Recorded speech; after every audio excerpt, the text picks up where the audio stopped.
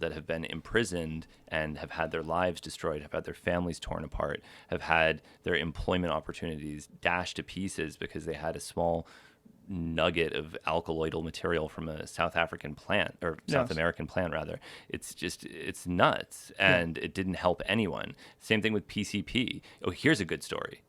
Here's a really good one. So do you know about Charles Innes? Have you heard about this guy? No. Charles Innes is the quintessential drug scare story character. He's the man who smoked angel dust and tore out both of his eyes and went completely insane. He's the poster child for the horrors of PCP. Hunter S. Thompson wrote about Charles Innes in Fear and Loathing in Las Vegas, talking, and it's kind of in a few different sections. It's like in the news. It was happening in 1971 at the same time that he was writing Fear and Loathing in Las Vegas. So this was a topical story about the horrors of drugs in America, right? And this is talked about endlessly. It got a lot of media at the time. Don't smoke PCP. You could end up like Charles Innes, the man who tore out his eyes. So one dark and stormy night, I get an email from Charles Innes, and I think, there's no way. First of all, this was maybe a decade ago, and I didn't know anything about even how blind people use computers. So I thought, Charles Innes, the man who tore out both of his eyes, is watching my TV show and is writing me an email. This has got to be a troll. There's no way this is the same Charles Innes. So we start talking. Eventually we talk on the phone, and I realize that this is indeed the real Charles Innes. This is How old was he at the time? I think he was in his early 20s. I think he was a Johns Hopkins University student at the time. Yeah. When he, in the 1970s? Yeah. When he's emailing you? Oh, now he's, I think, probably in his 70s or 80s. Yeah. Oh, wow. And so he starts telling me his story, and surprise, surprise, the story is completely different from what was described in the media.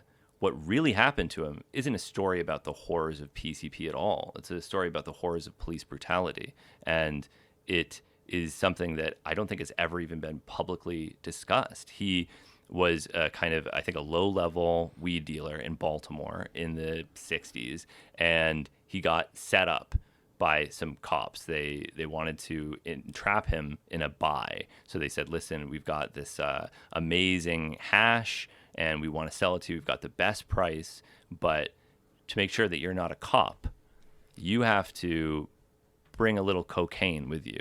And if you bring the cocaine, we'll know that you're legit.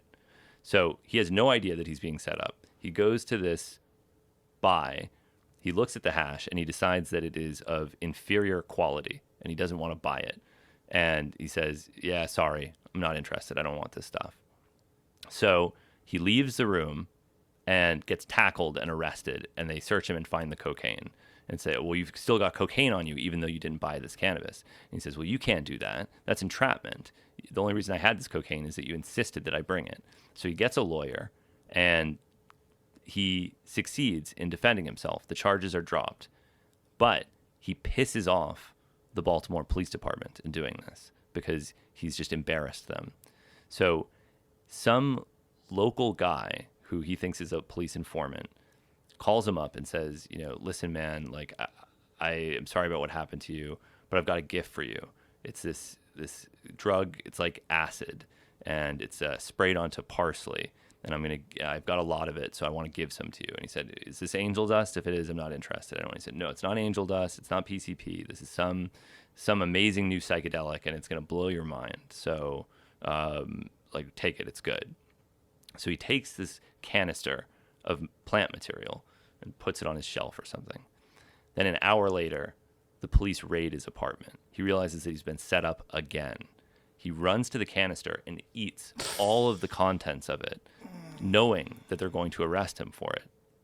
And PCP is a powerful dissociative anesthetic, so he loses consciousness. He blacks out entirely. They lock him up without any kind of medical supervision, and in his delirious state, he doesn't tear out his own eyes, but he damages his eyes severely enough that he has never recovered his vision. He scratches his eyes in some way. Jesus. And this is the sort of story that will be brought up as a don't smoke PCP story. Someone who is entrapped, neglected, abused, has nothing to do whatsoever with PCP. That's horrible.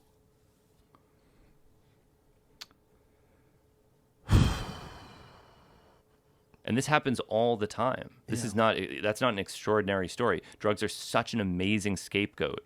They're so good as tools to diminish people, to show that they're weak, that they're bad, that they're of low moral character of one kind or another. And the moment that we abandon all of those stigmas, the moment they can't be used as a tool against us anymore. God, that's fucking horrible. It is horrible.